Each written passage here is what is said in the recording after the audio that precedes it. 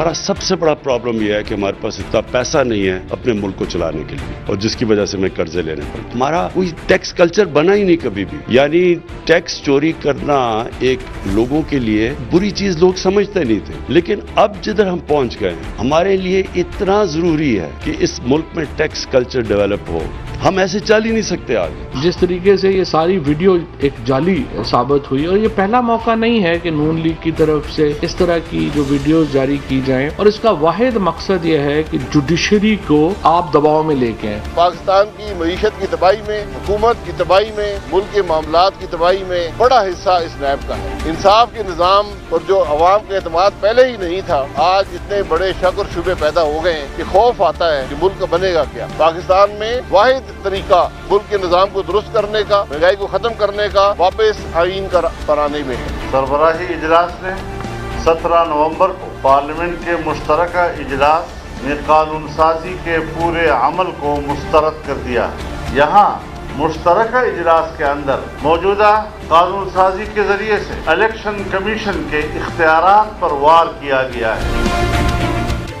अस्सलाम वालेकुम नाजरीन, आप देख रहे हैं प्रोग्राम क्लैश। मेरा नाम है आयशा यूसुफ। नाजरीन, आज पीडीएम का सरबराही इजलास हुआ है। इस इजलास में लॉन्ग मार्च से मुतालिक बात की गई है। इसके साथ साथ पार्लियामेंट से इज्तिमाई इस्तीफों के ऑप्शन पर भी गौर किया गया है। इत्तफाक अभी नहीं हुआ है कि आखिर अपोजिशन की जानिब से क्या लाएअमल इख्तियार किया जाता है हुकूमत के खिलाफ एहतजाज के लिए, लेकिन बहरहाल ये फैसला किया गया है कि जो मुबैना तौर पर जस्टिस आकिब निसार की ऑडियो आई है उसको मौसर अंदाज में मीडिया के सामने पेश करना है और उसको आगे लेकर जाना है। अब सवाल ये है कि क्या पीडीएम जो है वो हुकूमत के खिलाफ इस्तीफे देकर एहतजाज करेगी या फिर पार्लियामेंट में रहकर ही अपनी आवाज़ बुलंद करती है। इस पर हम बात करेंगे। इसके साथ साथ हमारा दूसरा जो आज का टॉपिक होगा वो ये है, एक सवाल है मेरा कि क्या कोई नया मिनी बजट आने वाला है, क्योंकि शौकत तरीन साहब जो हैं उनकी अगर हम बात सुने तासुर ये मिलता है कि शायद महंगाई का नया तूफान आने वाला है। आज वज़ीर-ए-आज़म इमरान खान ने भी यही कहा है एफबीआर की एक तकरीब से खिताब करते हुए कि मुल्क में पैसा है ही नहीं, मुल्क को चलाने के लिए बाहर से पैसा हमें कर्ज लेना पड़ता है जिसके बलबूते पे हमारा मुल्क चल रहा होता है। आज के हमारे मेहमानों का मैं तारुफ करवा देती हूँ। शहजाद चीमा साहब पाकिस्तान पीपल्स से हमें ज्वाइन करेंगे। सेनेटर राना मकबूल अहमद साहब पाकिस्तान मुस्लिम लीग नून से इनका ताल्लुक है, ये हमें ज्वाइन करेंगे। जमशेद इकबाल चीमा साहब पाकिस्तान तहरीक इंसाफ की नुमाइंदगी करेंगे, और एजाजुल हक साहब प्रेसिडेंट हैं पाकिस्तान मुस्लिम लीग ज़िया के, ये भी हमारे साथ मौजूद होंगे। शहजाद चीमा साहब से मैं आगाज़ करना चाहूँगी।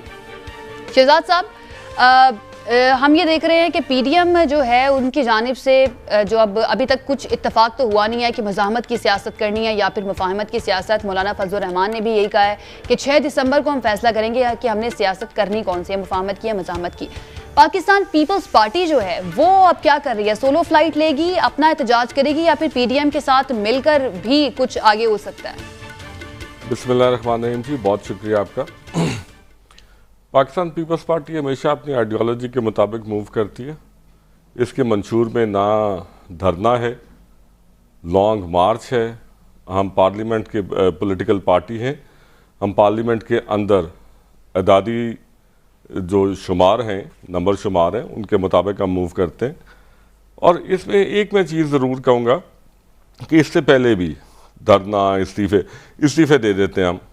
इस्तीफे देने के बाद अगर हुकूमत वक्त दोबारा से फिर कोई इलेक्शन रखवा देगी तो क्या हम आया उन इलेक्शंस का बॉयकॉट करेंगे? ये एक बहुत बड़ा सवालिया निशान है तमाम अपोजिशन की जमातों के आगे। अगर आपने फिर इलेक्शन में ही जाना है, हम कॉन्स्टिट्यूंसी पॉलिटिक्स के लोग हैं, हम जमहूरियत पसंद हैं और अवामी जमात हैं, हम तो अवाम से दूर रह ही नहीं सकते। अगर हम दूर नहीं रह सकते और हमने कल को फिर दोबारा इलेक्ट्रल पॉलिटिक्स में जाना है और उसके बाद फिर दोबारा इसी पार्लियामेंट में आना है, then why to give resignations. इसलिए पाकिस्तान पीपल्स पार्टी का जो पहले से मौक़िफ़ था, शुरू से भुट्टो साहब से लेके बीबी शहीद से लेके उसी फ़लसफ़े पे चेयरमैन बिलावल काम कर रहे हैं।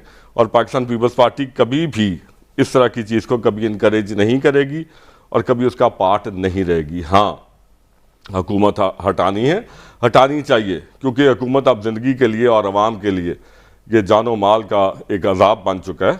और अब सर्वाइवल जौन सा है वो ये नहीं है कि कोई किसका सर्वाइवल हो सकता है और किसका नहीं, वसाइल के लिहाज से।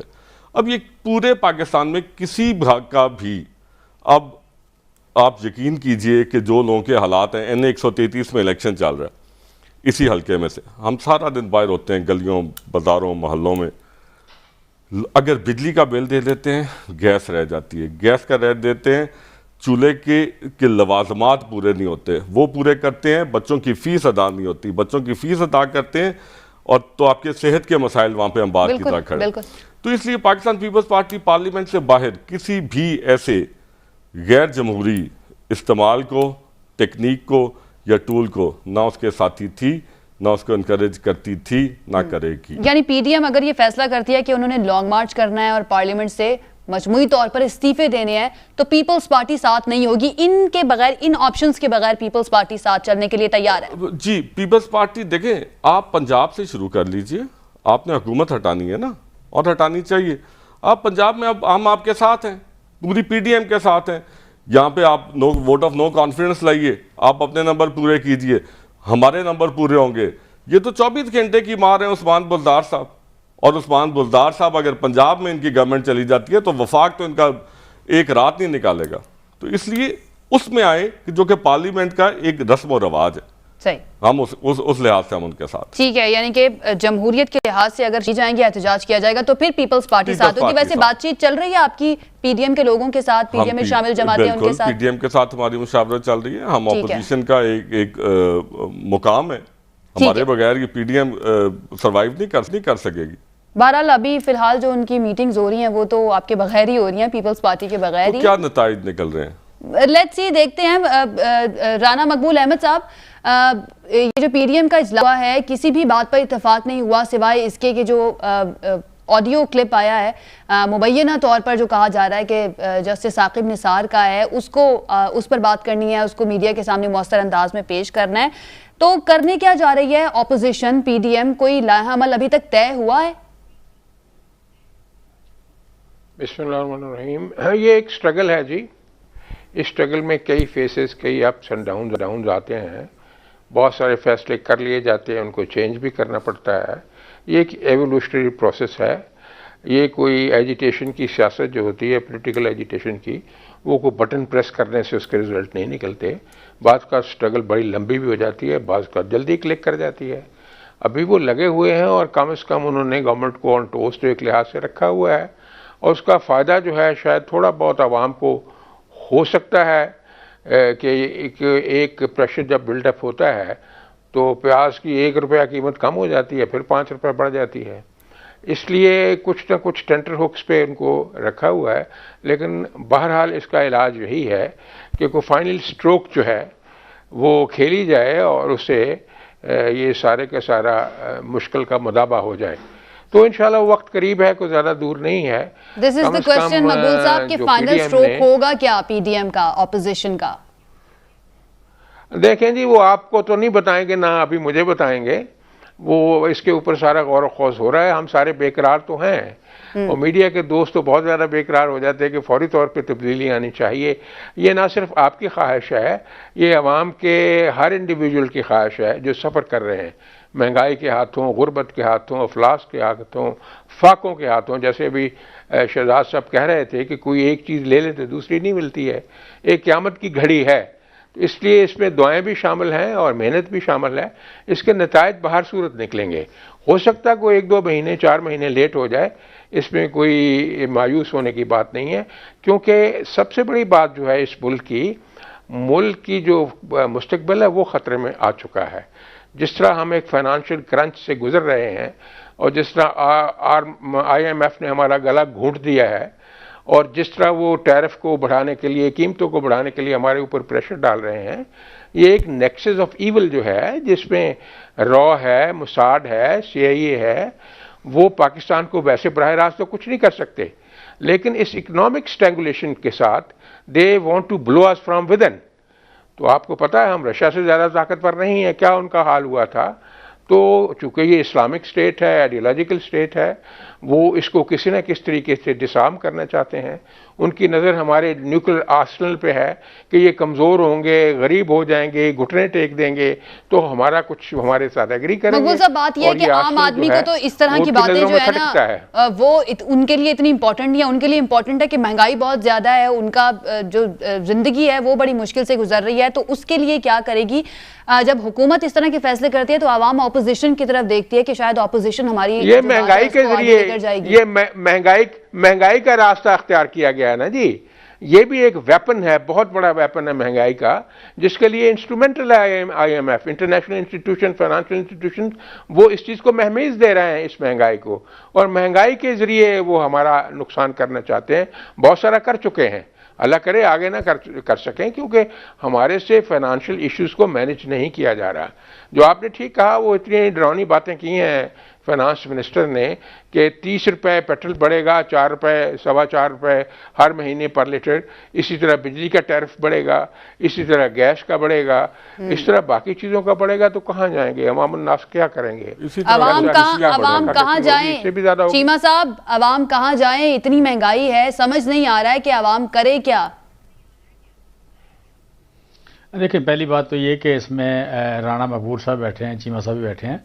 राणा मकबूल साहब, आप कह लें कि पंजाब की तो बड़ी पार्टी हैं, you can say after PTI। अब यहाँ पे जब एहतजाज हो रहा है, यहाँ पे प्रोटेस्ट हो रहा है, तो इन्होंने फ्रेंचाइज कर दिया अपना प्रोटेस्ट जो है मौलाना फजल रहमान को। ये हर चीज़ को ख़रीदने पे या बेचने पे या बिकने पे, उस पर बिलीव करते हैं, काम करने पे नहीं। कि आज बकौल इनके देखें, नंबर 1 मैंडेट हमें मिला, नंबर 2 मैंडेट इनका है पंजाब में। जहाँ नंबर 2 मैंडेट है, ये ओवरऑल पाकिस्तान में भी देखें तो नंबर 2 मैंडेट इनका है। और जो बहुत बड़ा मैंडेट होता है अपोजिशन के पास भी, कि उसने विसल ब्लो करनी है, जहाँ कहीं को रॉन्ग डूइंग है उसने वहाँ पे आप कह लें कि रेफरी का रोल प्ले करना है। मीडिया का उसके बाद में आता है। लेकिन आज अपोजिशन बकौल इनके कि अगर इसमें हमारा कसूर है, हम इतने गलत लोग हैं, तो ये लंदन में क्यों बैठे हुए हैं? मियाँ के वो चाहते हैं कि अवाम जुडिशरी के गले पड़ जाएं, अवाम जो हैं वो अदारों के गले पड़ जाएं, अवाम जो हैं वो हुकूमत को गले पड़ जाएं, बगावत कर दें, और ये लंदन में बैठ के तालियां बजाते रहे, इनके बच्चे भी उधर हों, जायदादें भी महफूज हों। और शहबाज शरीफ साहब पाकिस्तान में होते हुए पेशावर नहीं गए, वहाँ फजल रहमान अकेले खड़े हुए थे।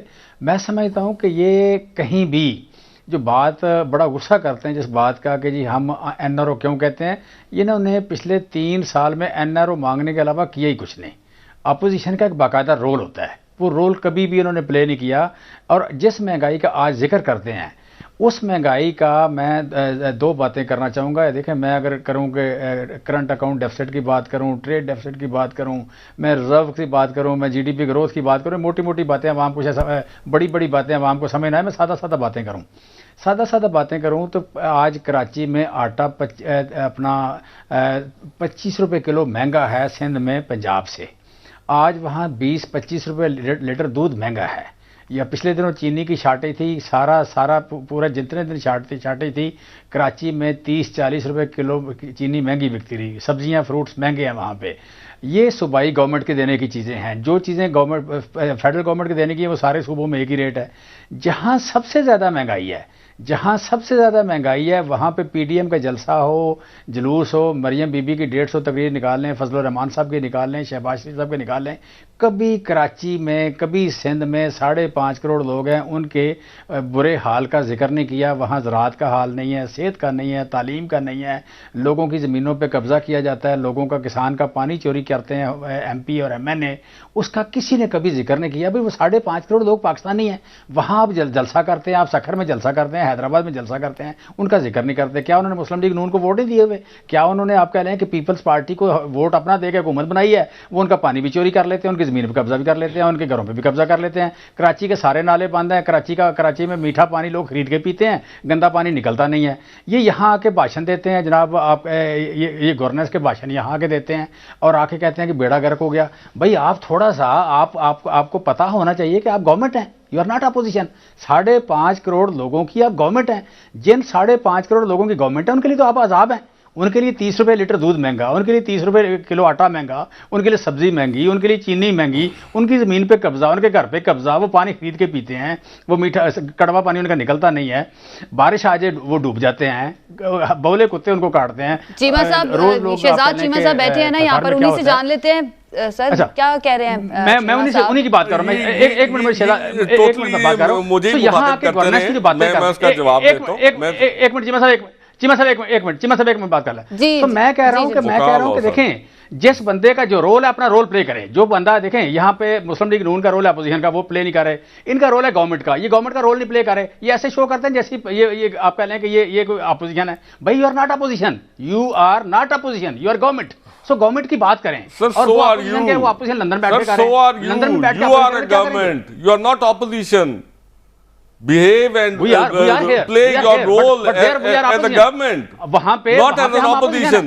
आपकी पूरी गुफ्तगू में सर, आपने अपनी किसी पॉलिसी पे नजर की निशानदेही की, किसी एडमिनिस्ट्रेटिव जो आपकी जिम्मेवारियां हैं उसकी आपने निशानदेही नहीं की, आपने लॉ एंड ऑर्डर की निशानदेही नहीं की, आपने वही टिपिकल पीटीआई कल्चर के साथ सर, माजरत के साथ, आपने एक सूबा उठाया, आपने उसको सर वहाँ पे अगर आटे की कीमत अगर आपको ज़्यादा लगती है तो वहाँ पे गंदम का रेट भी ज़्यादा है, आपको पता है इस चीज़ का, उसको भी मद्देनजर रखिए। आपने सेहत की बात की सर, सिंध की सेहत की फैसिलिटीज़ पूरे पाकिस्तान में सबसे बेहतर और पूरी दुनिया में एक्नॉलेज की जाती हैं।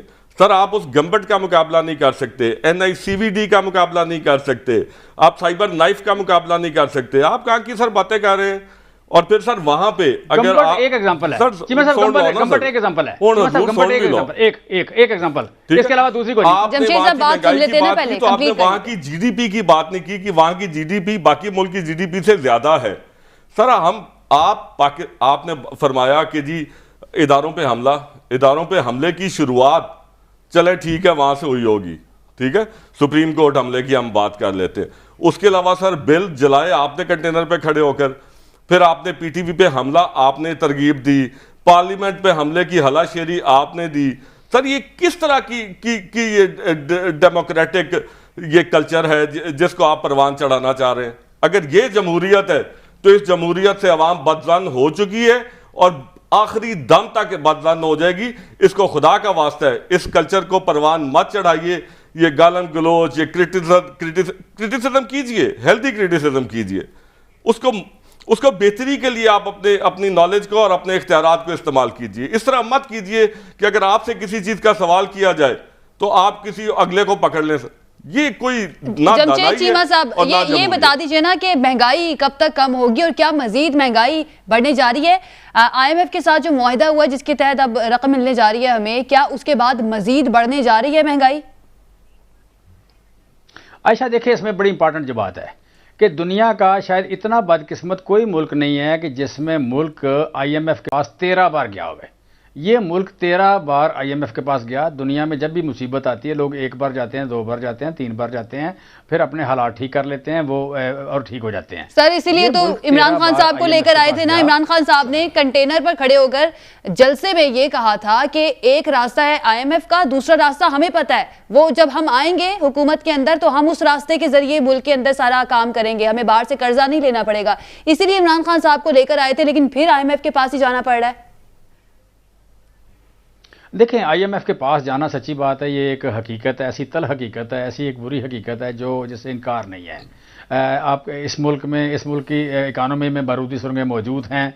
पता नहीं था कि कहाँ कहाँ क्या क्या, देखें मतलब कहाँ क्या पार किया हुआ है, कहाँ कौन सा खर्चा, कहाँ कौन सा कर्जा पार किया हुआ है, किस मुल्क के साथ IMF आप कह लें कि शॉर्ट टर्म लोन्स क्या हैं, लॉन्ग टर्म क्या हैं। चलो लॉन्ग टर्म का तो पता लग रहा था, शॉर्ट टर्म क्या क्या है। यानी उस टाइम पे इमरान खान साहब ने जो बात की थी तो क्या उन्हें इल्म नहीं था या फिर वो एक सियासी नारा था? देखें, इसमें ग्रेविटी जो है, जो बुराई आप कह लें कि जो एक मईशत की कमज़ोरी की जो ग्रेविटी थी, हमें इस बात को मानने में कोई बाक नहीं है कि हमें उसकी ग्रेविटी का इतना अंदाज़ा नहीं था कि इतनी ज़्यादा बारूदी सुरंगें हैं। वो मैं था या आप कह लें इमरान खान साहब थे या हमारे फाइनेंशियल एक्सपर्ट्स थे, किसी को भी इस हद तक अंदाज़ा नहीं था कि इस मुल्क में, मतलब जस्ट छोटी सी एक एग्जांपल देता हूँ, छोटी सी, कि लाहौर में जब हम आए तो आके हमने काम शुरू करवाने की कोशिश की, वासा के 7 अरब रुपये के चेक डिसाइनर पड़े थे। वासा के चेक इतने डिसऑनर पड़े थे, पता नहीं था किसी को कि क्या। उन्होंने कहा जी हम अगले 7 महीने तो काम नहीं कर सकते, 8 महीने तो काम नहीं कर सकते। लिहाजा इस तरह की चीज़ों का नहीं पता होता। हालात बहुत ज़्यादा ख़राब थे। इस मुल्क के सारी मोटरवेज, इस मुल्क के टीवी स्टेशन, इस मुल्क के रेडियो स्टेशन सारे के सारे गिरवी रखे हुए थे और हुक्मरानों को मनी लॉन्ड्रिंग के अलावा काम को नहीं था। आपके बैंकों को इसका जुर्माने पड़े इस बात के मनी लॉन्ड्रिंग में इन्वॉल्व थे। न्यूयॉर्क के हबीब बैंक को जिस तरह जुर्माना पड़ा, बाकी जो कुछ हुआ। फैटफ में आप क्यों गए कि मनी लॉन्ड्रिंग हुक्मरान कर रहे थे और बाकायदा आप कह लें बैंक में उसमें इन्वॉल्व थे, फैटफ में इसलिए आप पे पाबंदियां लगी। मैं समझता हूँ कि हम ये इस बात को मानने में हमें कोई बात नहीं है, हमें कोई शर्मिंदगी नहीं इस बात को मानने में कि हमें इस मुल्क की इकानमी के साथ जितना खिलवाड़ हुआ है इतना हमें नहीं पता था। हम कहते थे हम इन्फॉर्म्ड हैं, हमें ये भी पता है वो भी पता है, लेकिन जो कुछ हो चुका था वो नहीं पता था। हालात ठीक करते हुए देखिए 2008 से लेकर 2018 में 2008 और 18 के दरमियान 4 गुना इस मुल्क का कर्जा बढ़ा, 4 गुना इस मुल्क का कर्जा बढ़ा 2008 और 18 के दरमियान। और वहाँ पे कोई देखें आज कोरोना दुनिया पिछले 300 साल में इतनी बड़ी बीमारी नहीं आई कि जब 5 लाख लोग हर वक्त एक दुनिया में हवा में उड़ रहे होते हैं, सारे के सारे तैयारे ग्राउंड हो गए, सारे एयरपोर्ट बंद हो गए, सारे आप कह लें बॉर्डर बंद हो गए, मुल्कों ने अपनी यू कैन टूरिज्म बंद कर दिया, कारोबार बंद कर दिया। इस हालात में भी हमने ग्रो किया है, इस हालात में हमारी इकानमी ने परफॉर्म किया है, इस हालात में हमने कोरोना मैनेज किया है। और जिन लोगों ने मैनेज किया है वो इस वक्त ऐसे लगता है जैसे कटारे में खड़े हैं और जो इसकी रीजन बने वो आजकल मतलब रस्तू बन के हमें गाइड कर रहे हैं। लेकिन अवाम तो कहती है ना कि भाई महंगाई बहुत ज्यादा है, हम क्या करें, हमारा क्या कसूर है, हमारी पहुंच से चीज दूर होती जा रही है। मैं राना मकबूल अहमद साहब को भी शामिल गुफ्तगू करती हूँ, आपके पास वापस आऊंगी मैं जमशेद चीमा साहब। राना मकबूल अहमद साहब, आप लोग मुतालबा कर रहे हैं कि 2022 में आम इंतखाबात जो हैं वो करवा दिए जाएं, तो आप किस बेस पर ये मुतालबा कर रहे हैं कि इंतखाबात करवा दिए जाएं और किससे मुतालबा कर रहे हैं? पहले मैं अर्ज कर लूँ, चीमा साहब बड़े एलोक्वेंट हैं, बड़ी खूबसूरत बातें करते हैं। ये कभी बता दें कि LNG आपने जब $5 की थी जनवरी फरवरी में $4.5 की थी, वो अब आप $30.5 की क्यों खरीद रहे हैं? आपको किसने रोका था आपने ऑर्डर बुक कराने से? ये ज़रा बता दें हमें। और आगे आइए ज़रा, इनकी पॉलिसी जो है, कहते हैं जी बड़ी बम्पर क्रॉप हुई है गंदम की, तो गंदम इंपोर्ट क्यों कर रहे हैं? गन्ने की बड़ी बम्पर क्रॉप हुई है तो शुगर इंपोर्ट क्यों कर रहे हैं? प्रॉब्लम ये है इनका, ये एक अंजुमन इस्ताइश बाहमी है, एक दूसरे की तारीफ़ें करते रहते हैं, रियलिस्टिकली चीज़ों को नहीं देखते और नुकसान हो रहा है। ये एक फूड बास्केट थी पंजाब और वेस्ट पाकिस्तान ख़ास तौर से, जो 2 सूबे जो हैं, तो इसमें इन्होंने क्या किया है कि जो खुराक यहाँ इंडिजिनसली क्रॉप होती है उसमें भी कुछ इनको फ़ायदा नहीं ले सके।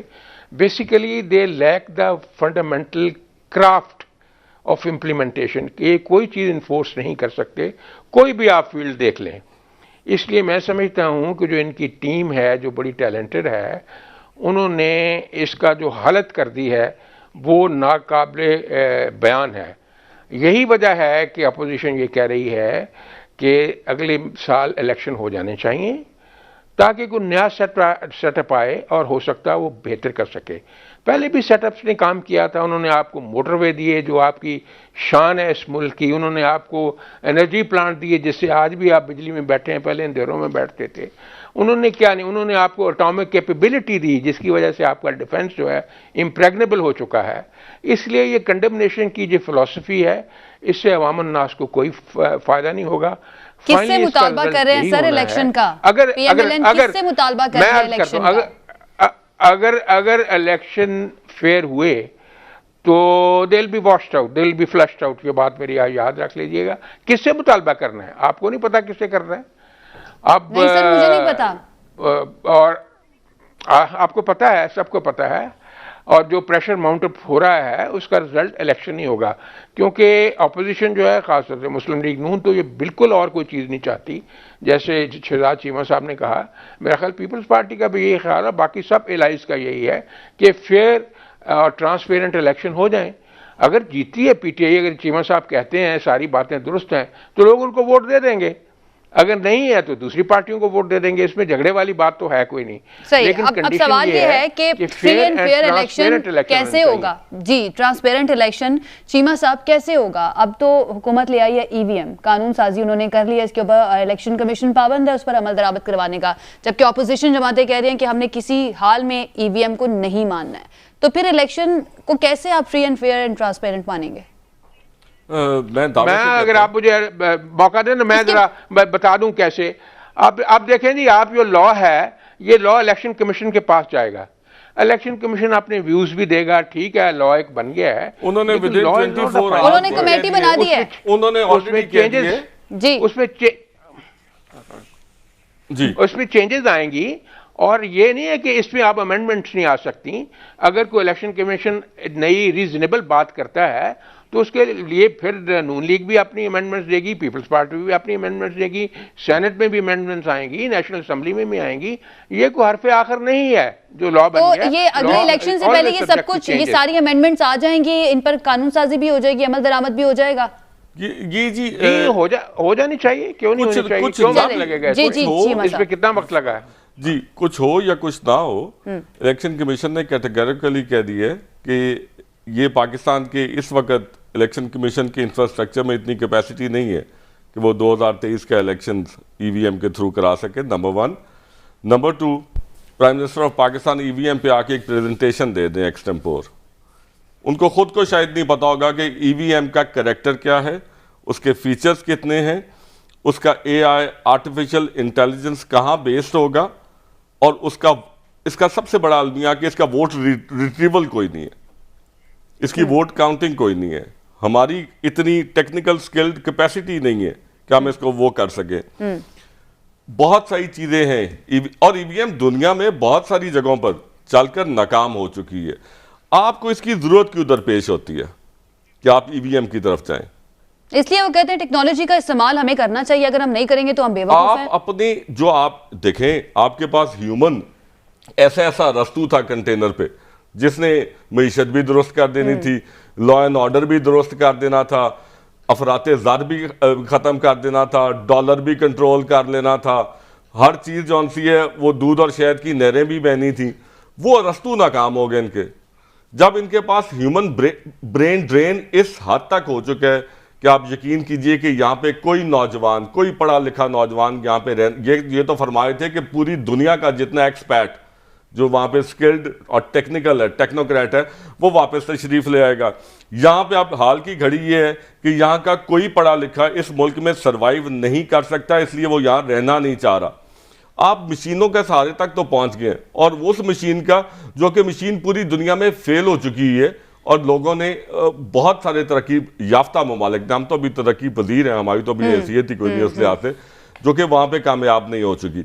इसमें बहुत सारे एरर्स हैं। इसको जिस तरह से आपने मंजूर कराया है, बिल, शुक्र है खुदा का कि पीटीआई पार्लियामेंट में कोई बिल लेकर आई है, और नहीं तो ये तो ऑर्डिनेंसेस की हुकूमत थी।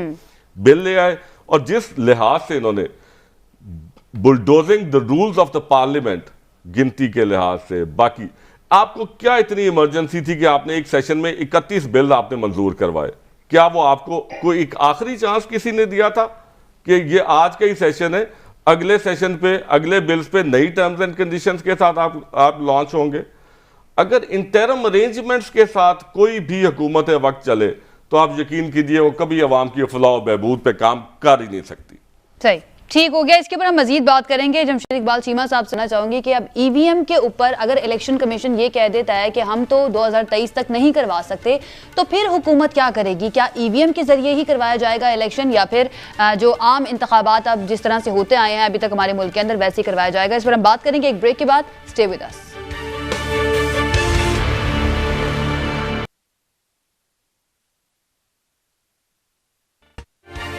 जी नाज़रीन, ब्रेक के बाद खुशामदीद। जमशेद इकबाल चीमा साहब, ब्रेक पर जाने से पहले मैंने कहा था कि आपसे सवाल करेंगे ये कि अगर इलेक्शन कमीशन ये कह देता है कि 2023 में हम ईवीएम के जरिए नहीं करवा सकते, हमारे पास ह्यूमन रिसोर्स नहीं है, इसके साथ साथ जो टेक्नोलॉजी या ईवीएम को वो काम किस तरह से करेगी, ये सब कुछ मौजूद नहीं है, तो फिर हुकूमत क्या करेगी, किस तरह से इम्प्लीमेंट करवाएगी?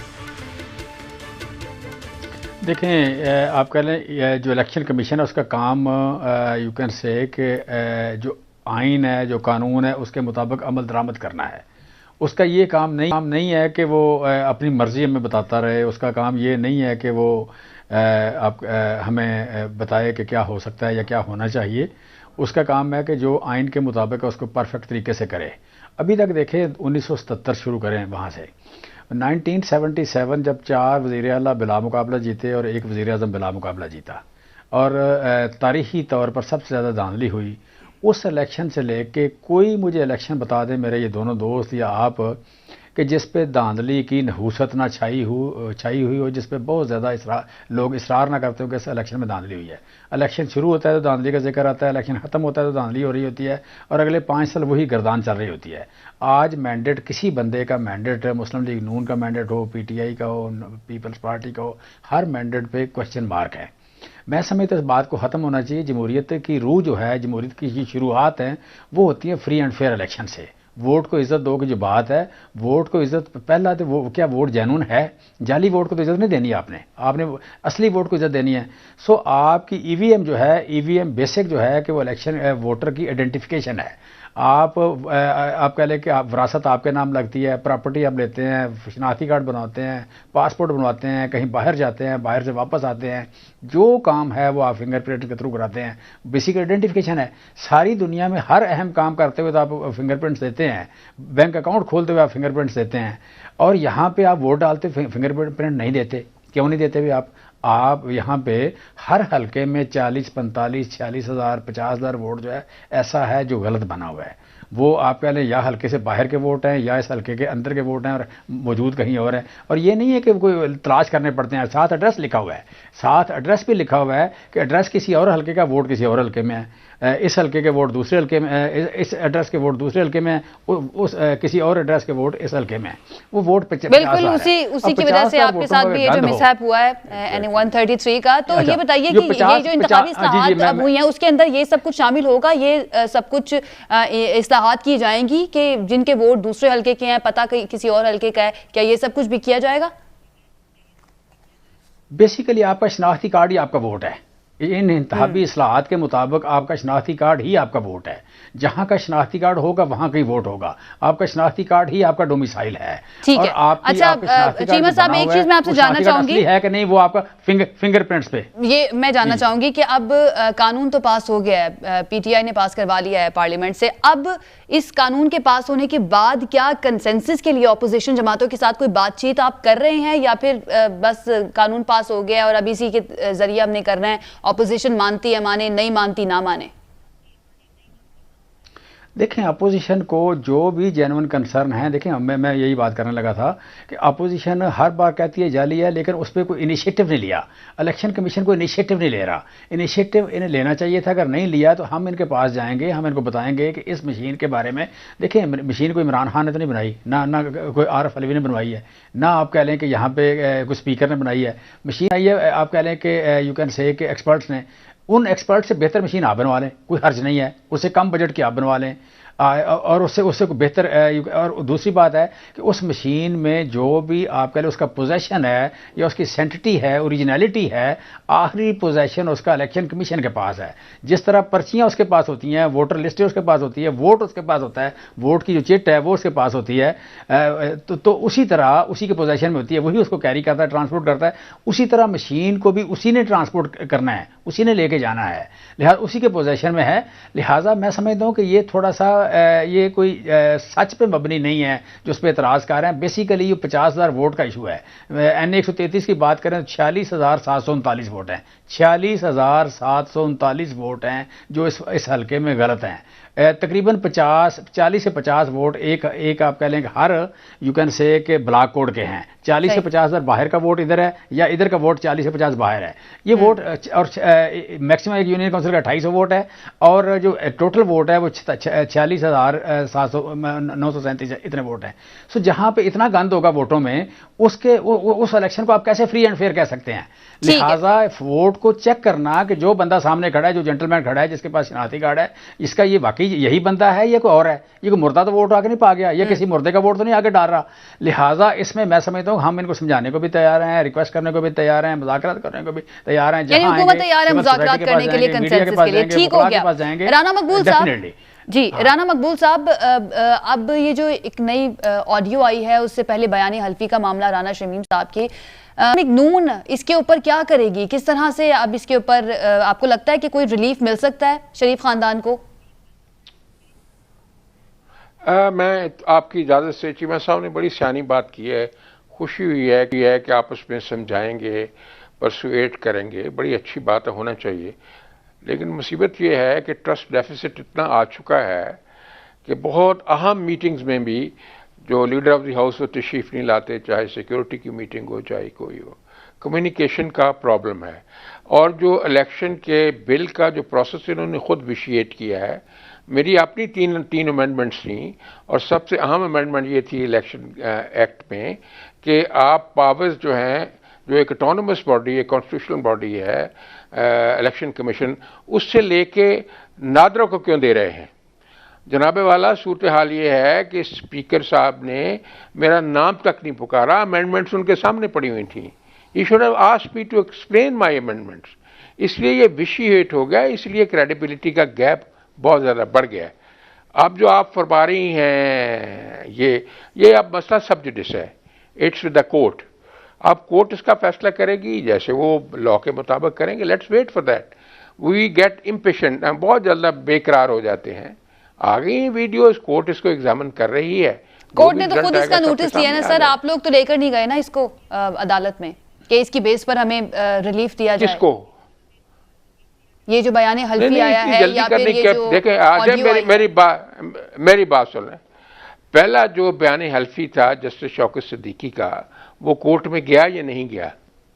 अभी दो जुमा 8 दिन तो हुए नहीं है बयान आए के, तो आप कहते हैं कोर्ट में फौरी तौर पे ले जाएं। सर हम इसलिए कहते हैं कि हम देख रहे होते हैं आजकल सोशल मीडिया जो है ना, उसके ऊपर हर जो सियासतदान है ना, वो अपना जो भी सोच रहा होता है ना वो लिखता है, ऑडियो वीडियो भी मोस्टली वहीं पर आ रही होती है। तो उसके ऊपर हम देखते हैं, चाहे वो नून लीग हो, चाहे पीपल्स पार्टी हो या पाकिस्तान तहरीके इंसाफ हो, अपने फैसले वहां पर लिख रहे होते हैं कि अब हम कामयाब हो गए, अब ये ऑडियो आ गई है, अब ये बयान हल्फी आ गया है, तो अल्लाह अकबर हम कामयाब हो गए हैं। तो अब सवाल तो बनता है ना सर आपसे कि आप समझते हैं कि रिलीफ मिल जाएगा? ये एक स्टेटमेंट है, जरूर इसको लीगली एग्जामिन कर रहे होंगे वो लोग।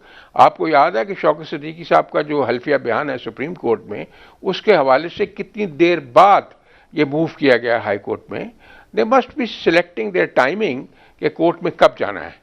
इसलिए हमें इस पर ज़्यादा बहस करनी नहीं चाहिए, because honourable chief justice Islamabad has taken cognizance. इसलिए हमें बेकरार होने की क्या जरूरत है। Let's wait. ये जो पेशेंट से काम चलेगा, जो वो फैसला करेंगे। अगर किसी को फैसला कबूल होगा तो मान जाएंगे, नहीं होगा तो सुप्रीम कोर्ट में अपील कर देंगे। ठीक है शहजाद चीमा साहब, अपना वर्डिक्ट या रूलिंग देना मुनासिब नहीं। शहजाद चीमा साहब, जिस तरफ अब हमारे मुल्क की सियासत जा रही है, कभी ऑडियो आ जाती है, कभी किसी की वीडियो आ जाती है, कभी तस्वीर आ जाती हैं और उसके इर्द गिर्द ही रिवॉल्व करने लगती है सारी डिस्कशन। आपको लगता है कि ये इदारों की साख को जिस तरह का नुकसान पहुंच रहा है, शायद लोग इन बातों को भूल जाएं, इनके ऊपर शायद कुछ हो भी ना, लेकिन ये तासुर हमेशा रहेगा इदारों की साख के ऊपर कि ये चीज़ें हुई थी, चाहे वो सच है या झूठ है।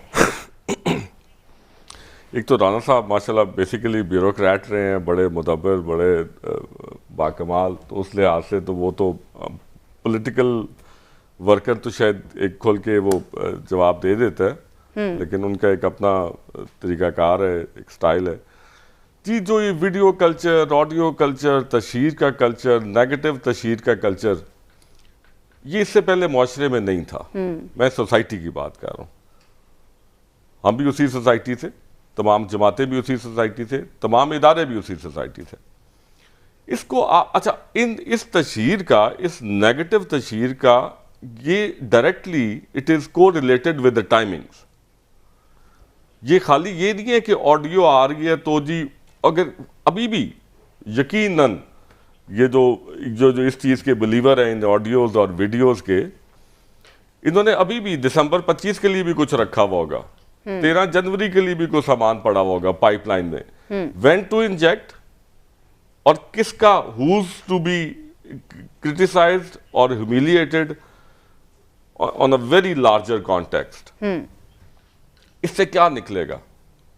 इदारे बदनुमा हो जाएंगे, जमातें बदनुमा हो जाएंगी, अफराद, अल्लाह पाक कहता है इंसान है, गलती का पुतला है, इदारे हैं वो भी इंसानों से मुज़य्यन है, वो भी खताकार है, मालिक कायनात पर्दे रखता है, और हम अफराद से लेके, इदारों से लेके, लीडरान से लेके, कारकुनान से लेके, मर्द खवातीन की तमीज़ किए बगैर हम माजरत के साथ में गैर अगर किसी में ये जुर्रत है रिटायर होने के बाद कि किसी का बयान हल्फी दे दे, किसी को सुना दे, किसी तो जब आप साहिब इख्तियार होते हैं, जब फैसलों का और कानून का या इख्तियार का कलमदान आपके हाथ में होता है, तब आपके हाथ क्यों लर्जिश करते हैं, तब आपकी जुबान क्यों लड़खड़ाती है? उस वक्त भी तो ये सारा कुछ किया करें ना जो आप रिटायर होने के बाद ये कर रहे होते हैं। उस वक्त आप में इतना दमखम होना चाहिए कि जहाँ पे कोई डिस्क्रिपेंसीज हो रही हैं, जहाँ पे कोई लीगल फिटर्निटी को या लीगल कॉन्स्टिट्यूशन को या आपकी पार्लियामेंट को प्रॉब्लम आ रही है या उसका वजूद जौन सा है उसमें दरारें पड़ रही हैं, तो तब आप आगे आया कीजिए। तो मेरी दरख्वास्त ये है कि इस किरदार से और इस किरदार कुशी से मेरा नहीं ख्याल कि सवाए तजलील के नेशनली एंड इंटरनेशनल ये हमारा कल्चर है, ये हमारा करेक्टर डिटर्मिन हो जाएगा। एक ज़माना था कि हमारे मुल्क की शनाख्त खुदकुश से हो गई थी। केड़ा पाकिस्तान थी वो जी जिथे खुदकुश होंगे, ये हमारा मसल था। अच्छा सर, एक होता है एक फर्द वाहिद को मुतनाज़े करना और एक होता है इदारों को मुतनाज़े करना। को मुतनाज़े करने का मतलब है कि आप आवाम का भरोसा जो है उन इदारों से हटवा दें, आवाम का भरोसा जो है वो ख़त्म हो जाए, और ये बहुत ही तशवीशनाक बात होती है।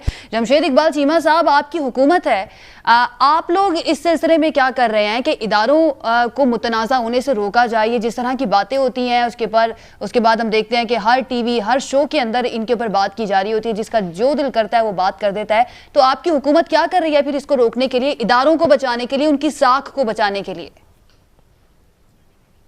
देखिए, पहली बात तो ये कि अदारों की अपनी भी जिम्मेदारी है कि अपनी साख को बचाएं। ये नहीं है कि जी को डंडा लेके सारों को बचाया जा सकता है या तौहीन अदालत के एक डर दे के या प्रेशर दे के ही दबाया जा सकता है। आपको मतलब यहाँ पे अगर जज साहब 10 लाख 15 लाख 20 लाख तनख्वाह लेते हैं, ये अभी राणा क्या नाम है, ये जो राणा शमीम साहब हैं, 4 साल सर्विस की 7 करोड़ रुपया ये वहाँ से पेंशन लेके आए। तो 7 करोड़ जो बंदा पेंशन लेके आए, कोई किरदार तो होना चाहिए। अभी जो मतलब मैंने राणा साहब को देखा नहीं है, कोई सामने नहीं आया, लेकिन उनका बेटा सामने आया जो, तो जितना गैर संजीदा वो मतलब 40 साल का बच्चा था, उससे अंदाज़ा होता है कि ख़ानदानी करैक्टर क्या है। मैं समझता हूँ इस तरह के लोग अगर अदालतों में आप भेज देंगे, जाके जज लगा देंगे, तो उससे आप फिर अदारों की रिस्पेक्ट कैसे हो सकती है। दूसरी बात, अगर आप कह लें साकिब निसार साहब की बात करें, तो उनको मियाँ साहब ने फेडरल सेक्रेटरी लगाया ला का, उसके बाद जज बनाया, फिर उसके बाद चीफ जस्टिस बनाया। तो आज मैं अगर देखता हूँ, मैं रिसेंटली मतलब NA 133 के कागजात के हवाले से मैं देखता हूँ, तो मुझे 4 बेंच में 2 बेंच बने, तीसरे बेंच ने जाके मेरी बात सुनी, और उससे पहले आप कह लें जो पहले अपीलेट कोर्ट था वहाँ भी जो आप कह लें इलेक्शन ट्रिब्यूनल था, 3 जगह पे मुझे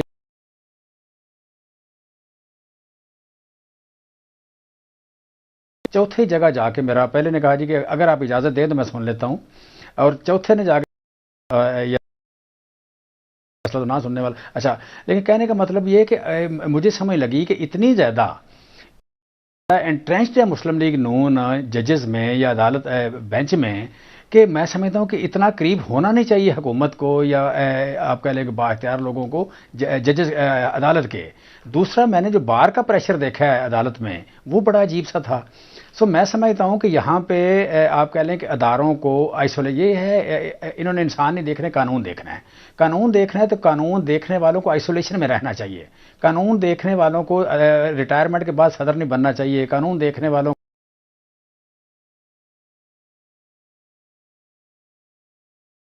जल्दी नहीं होनी चाहिए। उस बेस पे सारी उम्र वो सेक्रीफाइस करते रहे। सो मैं चीफ इलेक्शन कमिश्नर बनने की जरूरत नहीं होनी चाहिए। 65 साल के बाद क्या जरूरत है चीफ इलेक्शन कमिश्नर बने। आप कह लें कि ये क्या बनने की कोई जरूरत नहीं बनने की। यू कैन से कि आप कह लें ये जो नैब है, नैब का चेयरमैन बनने की जरूरत नहीं होनी चाहिए। इस मुल्क में सिलेक्शन होनी चाहिए। सिलेक्शन होनी चाहिए कि जज किस बेस पे हो। वो आप कह लें कि जो पार्टीज हैं, बार की पार्टीज हैं, ग्रुप्स हैं। मैं समझता हूं कि सीरियसली इस कौम को सोचना चाहिए। 23 करोड़ का मुल्क है, 27 रमज़ान को बना था, इसने रहना है। यहाँ पे इंसाफ का ये बगैर हम खुशहाल नहीं हो सकते। इंसाफ के निज़ाम के बारे में सीरियसली सोचने की ज़रूरत है। ये आप कह लें कि एक अदारों का नाम लेके कि जी वो सिक्योरिटी अदारे हम पे प्रेशर डालते हैं या हम उनके अंडर हैं। जज साहब सदर तो खुद बनते हैं, जज साहब गवर्नर तो खुद बनते हैं, जज साहब के आप कह लें सारी दुनिया में जायदादें तो अपनी होती हैं। वहाँ कौन सा सिक्योरिटी अदारा कह रहा है कि आप ऐसे करें? वहाँ पर आप कह रहे हैं कि कौन सा अदारा कह रहा है कि आपने अपने भाई को MNA ज़रूर बनाना है, MP ज़रूर बनवाना है, ठीक है, हर जगह पर आपने पहुँचना है। मैं समझता हूँ कि ये जो है ना हुकूमतों को और अदारों को ये जो ना तौहीन अदालत की छड़ी, इससे ना हाँकें सोसाइटी को। सोसाइटी ने कुछ ना कुछ कहीं ना कहीं सोसाइटी में चीज़ों ने ओपन होना है। यहाँ मैं हूँ जमशेद चीमा, मैं हूँ तहरीक इंसाफ का। मुझे सिर्फ मुनाफिक बन के मैं नहीं करा सकता। मैं रहा हूं कल को डिफरेंट बात करूं, लोगों ने पकड़ लेना है। आज रिकॉर्ड हो रही है, हर बंदे के पास अपना टीवी है। सर, आप बड़ी इम्पार्शियल सी बात कर रहे हैं, जो कि अच्छी बात है। हाँ, लेकिन विफाकी वज़रा जो है, पढ़ भी सकता है, बड़े बड़े नाम जो हैं वो हम यहाँ पर आगे देख रहे हैं कि वो बड़ा डिफेंड कर रहे हैं साकिब निसार को, और उनकी जानिब से जो वीडियोस, जो कंपैरिजन आया था कि ये फैब्रिकेटेड वीडियो है, उनकी तकरीर की जो ऑडियो है वो लेकर इस ऑडियो को बनाया गया है और उसके बाद इसको सामने लाया गया है।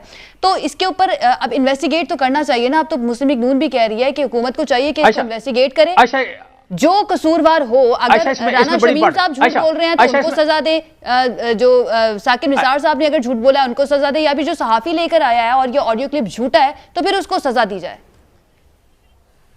अच्छा, इसमें एक बात बड़ी इंपॉर्टेंट है कि देखें, राणा साहब एक मिनट, मैं इसमें एक बात बड़ी इंपॉर्टेंट ये है कि जो नवाज शरीफ साहब पे, ये मरियम साहब पे केस है अदालत का, ये प्रॉपर्टी का और उसकी मनी ट्रेल का, मनी ट्रेल का केस अलहदा है और ये जो वीडियो है अलहदा है। अगर जज साहब की वीडियो साबित भी हो जाए तो क्या मियाँ साहब पे केस खत्म हो जाएगा? क्या वो इस बात में बरी हो जाएंगे?